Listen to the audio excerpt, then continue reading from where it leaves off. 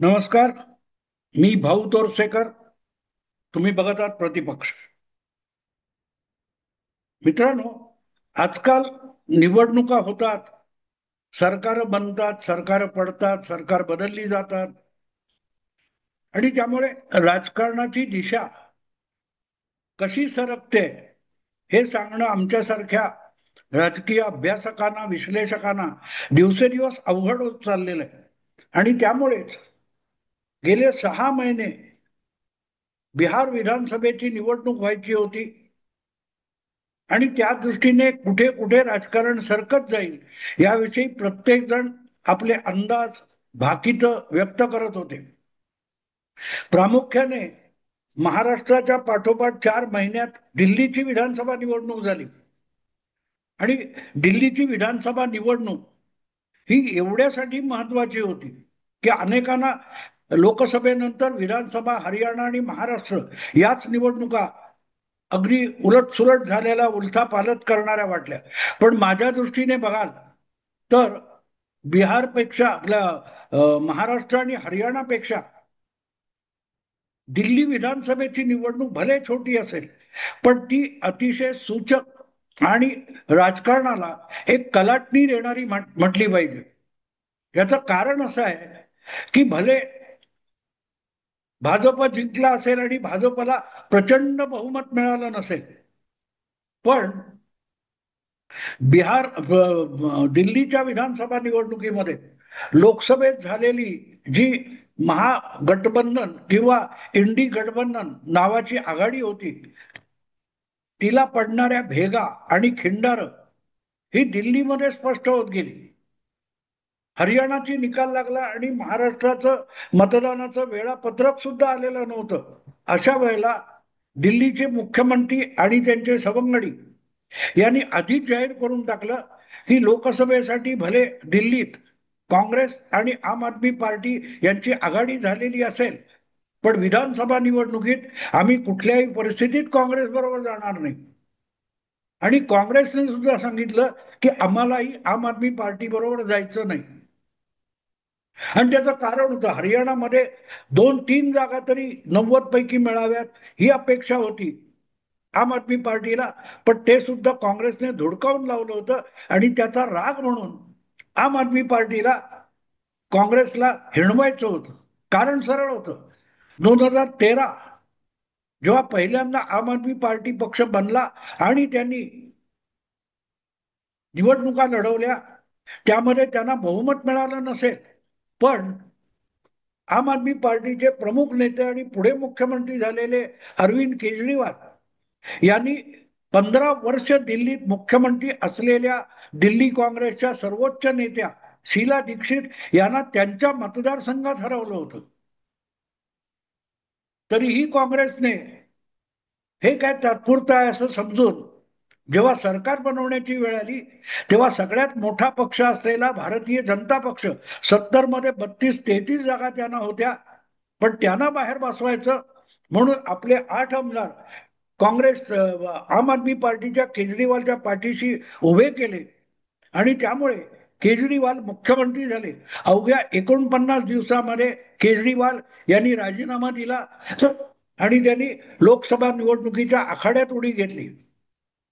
माणसाच्या डोक्यात हवा गेली की किती जाते की आपण मुख्यमंत्री 15 वर्ष मुख्यमंत्री असलेल्या शीला दीक्षितना त्यांच्या मतदारसंघात हरवलं. याची झिंग चढलेले केजरीवाल हे मुख्यमंत्री पदाचा राजीनामा देऊन देशभर 400 उमेदवार आपल्या नव्या पक्षातर्फे निवडणुकीत उतरवले आणि वाराणसी मधून पंतप्रधान पदाची शर्यत लढणाऱ्या नरेंद्र मोदी यांच्या विरोधात उभे राहिले. पराभूत झाले तिथे, पण तिथून एक अक्कल शिकून केजरीवाल परत आले की त्यांनी देशभरचं राजकारण सोडून दिलं आणि फक्त दिल्लीमध्ये आपलं प्रस्थान पक्क करायचं बसस्थान म्हणून केजरीवाल यांनी पुढच्या जवळजवळ 2-3 महिने मेहनत घेतली आणि फेब्रुवारी 2015च्या निवडणुकीत केजरीवाल यांनी दिल्लीत चमत्कार घडवला, ज्या दिल्लीमध्ये 7च्या 7 जागा लोकसभेला 9 महिन्यापूर्वी भारतीय जनता पक्षाने जिंकल्या होत्या. त्याच दिल्लीमध्ये 2015च्या फेब्रुवारीत अवघ्या 9 महिन्यांनी केजरीवाल यांनी 70 पैकी 67 जागा जिंकल्या. आधीच्या विधानसभेत 32-33 असलेले भाजपचे आमदार केवळ 3 उरले. काँग्रेसचा तर सपडा साफ. त्यानंतर लागोपाठ पुढच्या निवडणुकीत सुद्धा केजरीवाल यांनी 62 जागा मिळवल्या. भाजप कसा बसा 6-7 जागांपर्यंत पोहोचला. आणि या लागोपाठच्या 3 लोकसभा विधानसभा निवडणुका बघितल्या तर लोकसभेनंतर 8-9 महिन्यांनी विधानसभा, तीनही निवडणुकांमध्ये लोकसभेच्या 7च्या 7 जागा भाजपने जिंकल्या.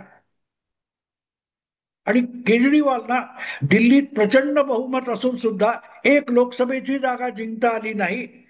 या स्थितीमध्ये मतदाराची मानसिकता अभ्यासून राजकारण करायला पाहिजे, पण ते केजरीवाल यांनी केलं नाही. त्याचे परिणाम त्यांना विधानसभेत 8 महिन्यापूर्वी मोजावे लागले. मुद्दा असा होता की तुम्हाला लोकसभेत निवडत नाहीत, याचा अर्थ तुम्ही विधानसभा दिल्लीसाठी योग्य आहात आणि तिथे प्रामाणिकपणे काम करा.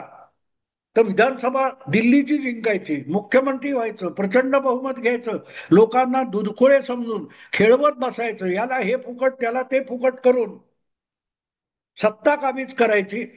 आणि जनतेसाठी काहीही न करता थेट पंतप्रधान पदावर डोळा ठेवून देशाच्या राजकारणासाठी दिल्लीच्या सरकारचा खजिना हा आपली खासगी तिजोरी आहे असा केजरीवाल वापरत बसले आणि त्याचे दुष्परिणाम त्यांना भोगावे लागले. पण मुद्दा इतकाच की लोकसभेला किंवा त्याच्या आधी काँग्रेसने बनवलेल्या गठबंधनामध्ये केजरीवाल सहभागी झाले, तिथेच त्यांचं पावित्र्य चारित्र्य संपलेलं होतं. पक्ष बनवताना सगळेच्या सगळे पक्ष बदमाश आहेत. काय सब मिले हुए है, मिली भगत है असं म्हणणारे केजरीवाल हे काँग्रेसच्या बरोबर गेले. लालू प्रसाद यादवांच्या खांद्याला खांदा लावून उभे राहिले. त्याचा परिणाम त्यांना विधानसभा निवडणुकीत गेल्या मोजावा लागला. आणि जी काय थोडीफार अपेक्षा होती लोकांना, ती सुद्धा लागोपाठच्या 2 प्रचंड बहुमतानंतर केजरीवाल पूर्ण करू शकले नाहीत. त्याला मी उलथा पालट म्हणतो. कारण तिथे आधीच्या 2 निवडणुकांमध्ये लोकसभा भाजप आणि विधानसभा आम आदमी पार्टी हे चित्र मतदाराने आमूलाग्र बदललं. आणि त्याचं कारण सरळ होतं. मतदार सावध होता, पण पोरकटपणाला तो पाठिंबा देत नाही. आणि त्यामुळेच केजरीवाल यांच्या पक्षाला इतका जबरदस्त तडाखा बसला. आणि तिथे मला वाटतं राजकारणाची उलथापालट सुरू झाली. आज बिहारकडे आपण बघतोय तेव्हा केजरीवाल यांचं काय झालं या संदर्भाने बघावं लागतं. प्रामुख्याने आपण बघितलं तर 2019 नंतर देशाचं राजकारण आणि त्याचा चेहरा मोहरा, त्याचा स्वभाव बदलण्याचं काम उद्धव ठाकरे यांनी केलं. उद्धव ठाकरे हे ज्या महाविकास आघाडीचा झेंडा आज खांद्यावर घेऊन फिरतात, तो झेंडा खांद्यावर घेऊन उद्धव ठाकरे यांनी 2019 ची निवडणूक लढवलेली नव्हती. आयुष्यभर जो शिवसेना पक्ष काँग्रेस विरोधी राजकारण करत आला, अकस्मात मुख्यमंत्री पदाच्या लालसेपोटी उद्धव ठाकरे यांनी काँग्रेसची कास धरली. आणि अवघे 56 आमदार असताना मुख्यमंत्री पद मिळवण्यासाठी त्यांनी आजवरच्या शिवसेनेच्या सगळ्या राजकारणाला तिलांजली दिली. आणि तिथे एक राजकारणात मोठी घडामोड घडली आहे. आणि मला वाटतं आता यापुढच्या राजकारणामध्ये उद्धव ठाकरे डॉक्ट्रिन या नावाने आपल्याला ते ओळखावं लागेल. उद्धव ठाकरे डॉक्ट्रिन म्हणजे काय? उद्धव ठाकरे यांची निवडणूक आणि सत्तेचं राजकारण करण्याची जी शैली आहे, की एका बरोबर लग्न करायचं आणि दुसऱ्या बरोबर हनीमून करायचा आणि तिसऱ्या बरोबर संसार मांडायचा, याला उद्धव ठाकरे डॉक्ट्रिन म्हणतात. 2019च्या विधानसभा निवडणुकीमध्ये सगळीकडे युती युती युती म्हणून बोलत असताना कुठेही आपण मुख्यमंत्री होणार असं उद्धव ठाकरे चुकूनही बोलले नाहीत, किंवा भाजपने सुद्धा उद्धव ठाकरेंना मुख्यमंत्री करण्याचा चकार शब्द उच्चारला नव्हता. सगळीकडे देवेंद्र फडणवीस यांचंच नाव होतं. तरी ज्या दिवशी निकाल लागले, 1 तासात उद्धव ठाकरे यांनी पलटी मारली आणि ज्यांच्या विरुद्ध निवडणूक लढले त्यांच्याबरोबर हातमिळवणी करून जनतेच्या भावना पायदळी तुडवत उद्धव ठाकरे मुख्यमंत्री झाले. आणि तिथून हा नवं डॉक्ट्रिन सुरू होतं, तत्व सुरू होतं की निवडणूक कोणाबरोबरही लढा, निकालानंतर सत्तेचं गणित जमवायचं, मतदाराला उल्लू बनवायचं, एका बरोबर निवडणूक लढवायची आणि दुसऱ्या बरोबर सरकार बनवायचं, मतदाराला फसवणं, हे ते डॉक्ट्रिन आहे.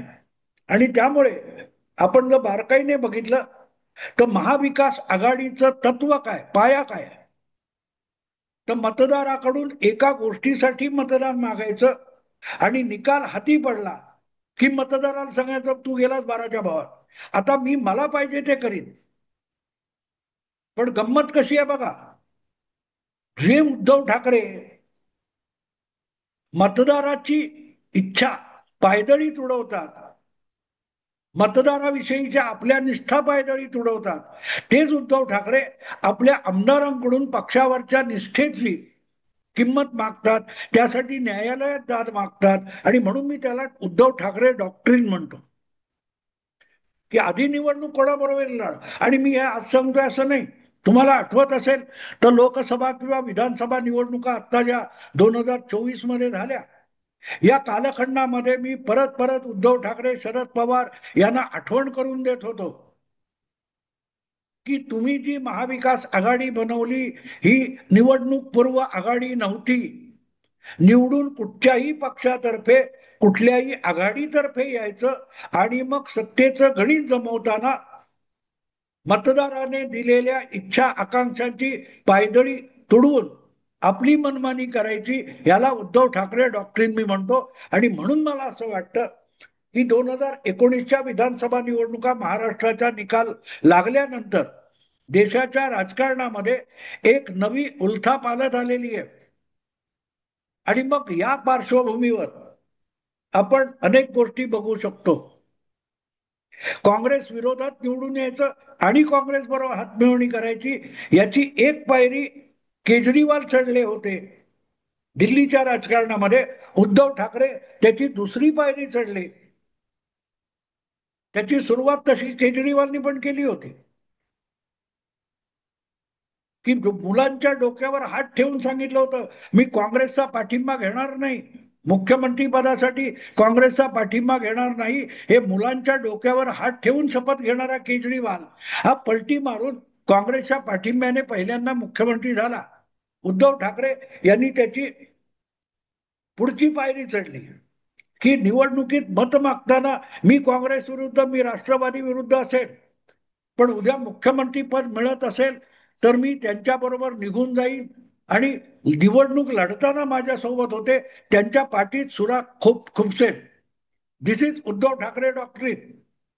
आणि त्यामुळे आज आपल्याला बिहारमध्ये जर दोन आघाड्यांमध्ये एनडीए आणि इंडिया अलायन्स, महागठबंधन आणि भाजप नितीश, या दोन आघाड्यांमध्ये जी लढत होते आहे त्यानुसार जे मतदान करतील ते करतील. पण म्हणून मतदाराच्या ज्या अपेक्षा आहेत, मतदार ज्याला बहुमत देईल त्याप्रमाणेच सरकार बनेल अशी अपेक्षा बाळगणं हा शुद्ध खुळेपणा होईल. खुळेपणा होईल. तुम्हाला आठवत असेल मित्रांनो, तर 1.5 वर्षापूर्वी, 1.25 वर्षापूर्वी जेव्हा लोकसभेच्या 2024च्या निवडणुकांचे निकाल लागले आणि आधी दोनदा बहुमत मिळवणाऱ्या भाजपला बहुमताला मुकावं लागलं, 282, 303 या संख्येवरून भाजपचे खासदार संख्या 240 पर्यंत आली, बहुमताला 32-34 जागा कमी होत्या, तेव्हा काँग्रेस पक्ष किंवा इंडी अलायन्सची रिॲक्शन काय होती? आम्ही आत्ता सरकार बनवायची घाई करत नाही, असं बोलणारे खरगे किंवा काँग्रेसचे प्रवक्ते किंवा विरोधी पक्ष असं सुचवत होते की आज ना उद्या नितीश कुमार आणि चंद्रबाबू नायडू हे उद्धव भाजप अशी दगाबाजी करून आमच्या सोबत येते. भले त्यांनी मतं तिकडून मिळवली असतील, पण सरकार बनवायला ते आमच्या बाजूला येतील. किंबहुना उघडपणे नितीश कुमार यांना पंतप्रधान व्हायचं तर एनडीए सोडा, तुमचे खासदार नितीशचे खासदार घेऊन आमच्याकडे या, आम्ही तुम्हाला पंतप्रधान करतो, अशी ऑफर काँग्रेसकडून खुले आम देण्यात आली होती. आणि हा खेळ संपलेला नव्हता. अवघ्या 2-3 महिन्यापूर्वी देशाचा उपराष्ट्रपती अचानक बदलला गेला, तुम्हाला आठवत असेल तर. जगदीप धनखड हे 2022 मध्ये देशाचे उपराष्ट्रपती म्हणून निवडून आले. भाजपचा उमेदवार म्हणून त्यांची उपराष्ट्रपती पदावर वर्णी लागलेली होती. पण अचानक त्यांना, आपण फारच महान आहोत, महापुरुष आहोत, देशात 2 नंबरचं नेतृत्व आपलं आहे, घटनात्मक 2 नंबर आपण आहोत, म्हणून नरेंद्र मोदी पंतप्रधान यांच्यापेक्षा जामानिमा लवाजमा आपल्याकडे अधिक पाहिजे, आपला मान अधिक राखला गेला पाहिजे, असा संभ्रम त्यांना निर्माण झाला. आणि त्यांनी सुद्धा मोदी सरकार पाडण्याचे डावपेच सुरू केले होते. अचानक केजरीवाल यांना बोलवून त्यांनी चंद्रबाबू आणि नितीश कुमार यांना बाहेर पडा आणि मोदी सरकार पाडा, तुम्हाला पंतप्रधान करतो वगैरे असल्या ऑफर केजरीवाल मार्फत नितीश आणि चंद्रबाबूकडे पाठवण्याचा उद्योग केला होता. आणि म्हणून मी सांगतो की या सगळ्याची सुरुवात ही केजरीवालांनी किरकोळ केली होती, पण उद्धव ठाकरेंनी डॉक्ट्रिन तयार केलं की निवडणूक एका बरोबर लढवायची आणि सरकार बनवायला दुसऱ्याकडे जायचं. तसं तर नितीशनी सुद्धा 2014 मध्ये 13 मध्ये केलं. भाजप बरोबर निवडणुका लढवून 115 आमदार आलेले नितीश कुमार हे 2014 मध्ये मोदी द्वेष करता करता इतक्या टोकाला गेले की एनडीएतून बाहेर पडले आणि आपलं मुख्यमंत्री पद टिकवण्यासाठी त्यांना काँग्रेस आणि लालू प्रसाद यांना शरण जावं लागलं, नाक रगडावं लागलं. आणि पुढल्या विधानसभा निवडणुकीत आपले 115 आमदार असताना 15 हक्काच्या जागावर पाणी सोडून लालू प्रसाद त्यांच्या पक्षाला मरणासन्न असलेल्या आरजेडी आणि काँग्रेस यांना जीवदान देण्याची नामुष्की नितीश कुमारवर आली. परत त्यांच्याबरोबर निवडणूक लढवलेले नितीश कुमार 2017 मध्ये एनडीए मध्ये आले आणि परत 2022 मध्ये तिकडे गेले.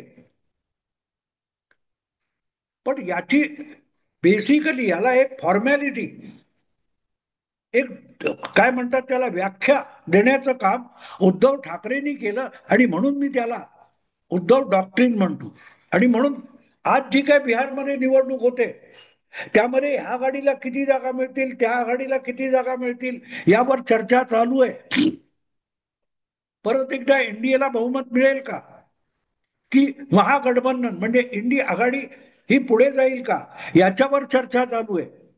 पण कोणालाही कितीही जागा मिळाल्या तरी कमी जागा मिळालेली आघाडी सत्तेत येणार नाही याची छाती ठोक गॅरंटी आज कोणी देऊ शकत नाही. त्याचं कारण उद्धव ठाकरे डॉक्ट्रिन. आज मी इकडून निवडणुका लढवतोय, पण उद्या मी पलीकडच्या गटात जाईन, शत्रूशी हातमिळवणी करीन. आणि म्हणून मी जे शीर्षक दिलेलं आहे की नितीश कुमार हे उद्धव ठाकरे होणार की एकनाथ शिंदे होणार, आता इथे थोडासा फरक आहे, तो समजून घ्यायला पाहिजे. उद्धव ठाकरे याचा अर्थ एनडीए बरोबर निवडणुका लढवायच्या आणि नंतर पलटी मारायची आणि काँग्रेस आणि लालू बरोबर जाऊन सरकार बनवायचं. याला उद्धव ठाकरे होणं म्हणतात.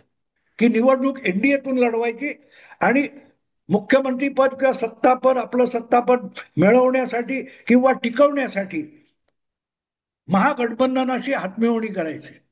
एकनाथ शिंदे म्हणजे काय आहे? एकनाथ शिंदे याचा अर्थ एकनाथ शिंदेच्या चेहऱ्यावर महाराष्ट्राच्या गेल्या विधानसभा निवडणुका लढवल्या गेल्या.